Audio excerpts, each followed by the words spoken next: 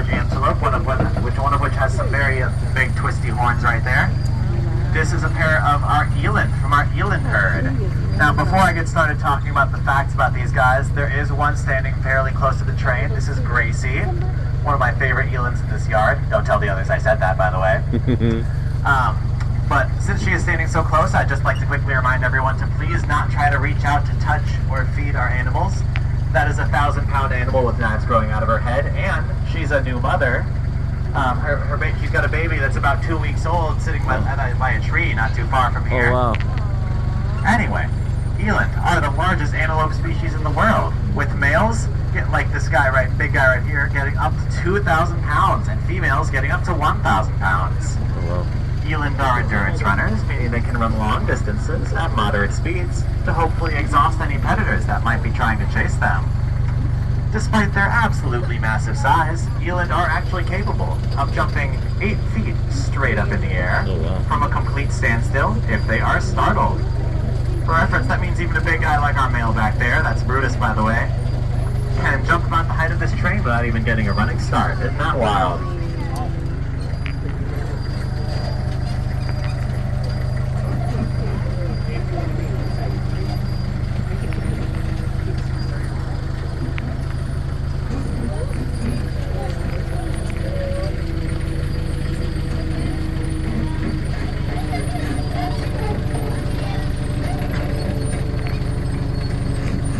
Where do they live? Where do they live? Oh, they live in that. Okay. Coming up over here on the right side of the train, you're going to see a herd of some smaller reddish-brown antelope with white stripes running down their sides. This is our herd of Inyala. Inyala communicate with each other using a dog-like bark.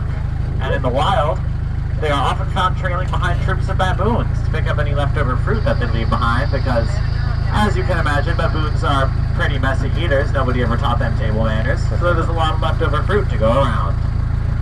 All the Inyala in this yard are either females or juveniles. As you can tell from their reddish-brown coats, adult males actually look pretty different. They've got a darker brown, shaggier coat, as well as a nice pair of horns. They do keep the stripes, though. Also, just to the left of our herd of Inyala, you also see a couple of larger, more tan-colored antelope, also with white stripes. But these guys here in particular have very large ears and mohawks running down their backs.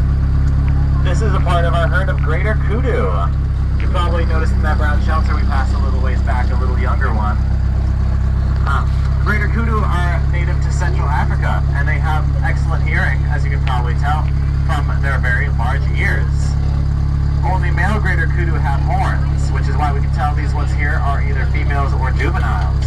We do have an adult male in this yard somewhere. I will make sure to point him out if we see him.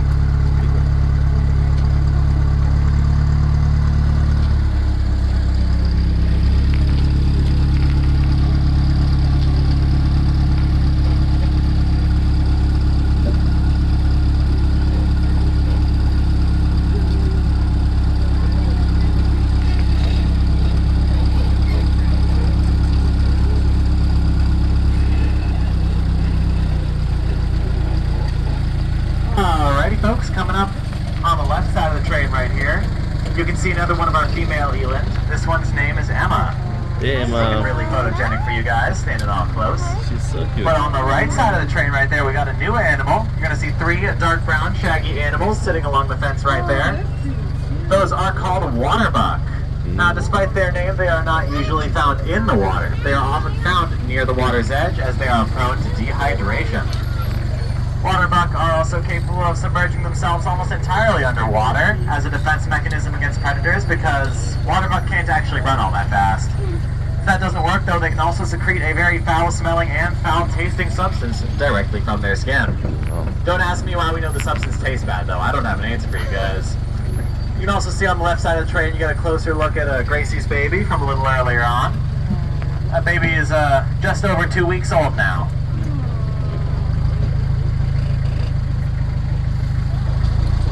On the right side of the train, we have another one of our female eland. This one's name is Daisy. Hi, Daisy. I think you did that. Daisy reincarnated.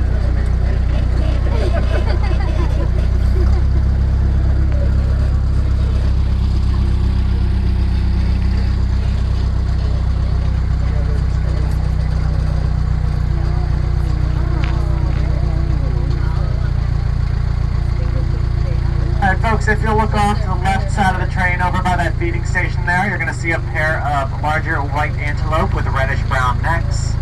Those are called scimitar horned oryx. They get that name from those cool horns they got there. They're native to the desert and have a bunch of different adaptations to help them thrive out there. The white fur reflects the sunlight and keeps them cool during the day. Under the white fur, they've got black skin and black tongues to help protect them from sunburn. Their hooves are also very wide and very flat to help them walk across the desert sands. Scimitar horned oryx were, sadly, declared extinct in the wild in the year 2000. But thanks to conservation efforts at zoological parks all around the world, a small herd now exists out in the wild.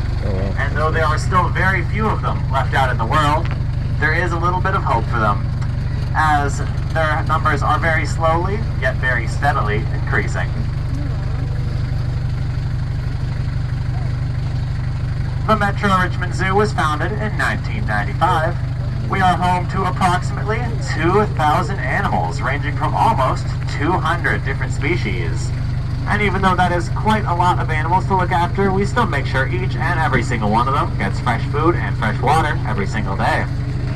All of our animals also have access to an on-site veterinarian as well as a dedicated and vet staff to make sure they're all happy and healthy every day. Almost every animal that you see throughout the park here today was either born right here at this facility or at another zoological park much like this one, as it is no longer seen as appropriate, ethical, or legal to take an animal out of its natural habitat unless it is strictly for conservation or rehabilitation purposes.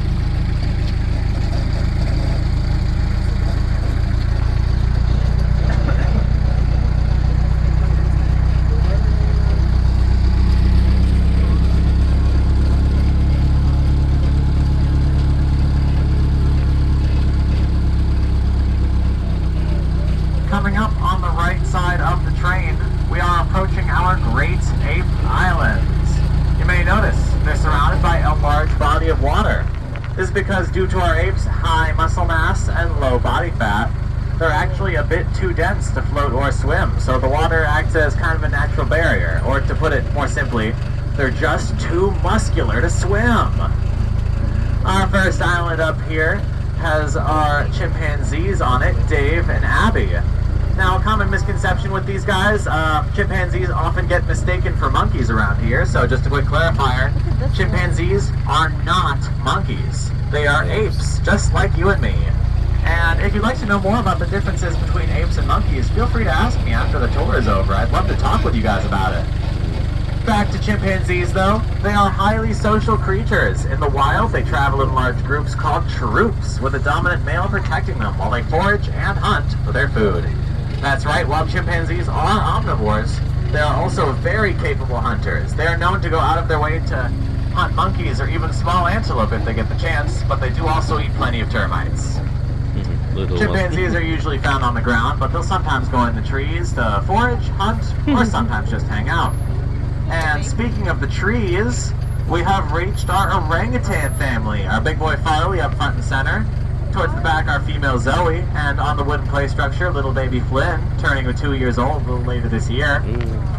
Orangutans are the most arboreal of the great apes, which means that they spend more time in the trees than any other ape. Their diets typically consist of bark, leaves, insects, bird eggs, and other things like that. Orangutans are actually the only animals in this yard here not native to Africa. They are native to Borneo and Sumatra. Orangutans are typically solitary creatures in the wild, but in zoological parks like this one, they are capable of forming some very close, very powerful, and very long-lasting emotional bonds with each other. Sadly, both orangutans and chimpanzees are critically endangered in the wild due to deforestation and poaching.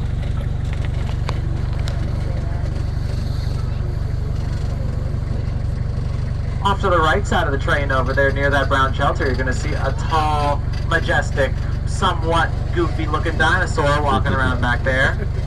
That is Dee Dee, the older of our two ostriches in this yard. She's about 12 years old. Ostriches are the largest birds in the world, and they lay the largest eggs in the world. They are also capable of running up to 45 miles an hour, making them the fastest flightless birds in the world. A lot of world records going for ostriches there. You can tell that Dee Dee back there is a female because of her brownish gray feathers. Male ostriches have jet black feathers. And if you're interested in seeing the difference for yourself, we do have some males on our lemur loop just near the train station. Off to the left side of the train here, you're going to see a herd of some smaller golden brown animals with white underbellies and black racing stripes. These are called Thompson's gazelle, more affectionately referred to as Tommies. Tommies are the most abundant prey animal in all of Africa. But you don't need to worry about them so much because they are capable of running up to 50 miles an hour. That's right, 50. They can easily get themselves a ticket in a school zone. They also get by on just about 1 hour of sleep every day, which is already pretty crazy, but guess what? It gets even crazier because it's not even one consecutive hour. They actually split it up into 5 to 10 minute naps throughout the day that add up to about an hour. Oh, wow. That's an absolutely bonkers sleep schedule. I do not know how they pull that off. I know I couldn't.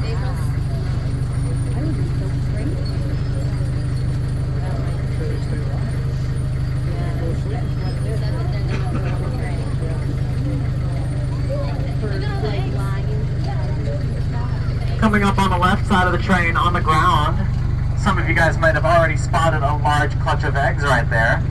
Those are 100% genuine ostrich eggs laid by our very own Dee Dee from a little earlier on in the tour. As I mentioned earlier, ostrich eggs are the largest in the world. Just one of those eggs can weigh between 3 to 5 pounds and is roughly equivalent to about 24 chicken eggs. There is a whole lot of protein in those things. Delicious. There are no male ostriches in this yard, so those eggs are not fertilized, and therefore, they will never hatch. Ostrich eggs are actually surprisingly strong. The average adult human could stand on an ostrich egg, and it would not crack. Alright, you guys, we are coming up on the end of our tour here, so just a quick reminder, please make sure to stay... Sorry about that. Please make sure to stay in your seats until the train pulls back into the station and the engine cuts off. Also make sure to keep all of your body parts tucked inside the train. I hope you've all learned a little something while we were in the yard. If you haven't yet, we do have one more animal coming up in just a minute. Of course, if you have any questions of anything you saw in there today, please feel free to ask me after the tour. I love talking about animals. I will answer any questions that I can for you guys.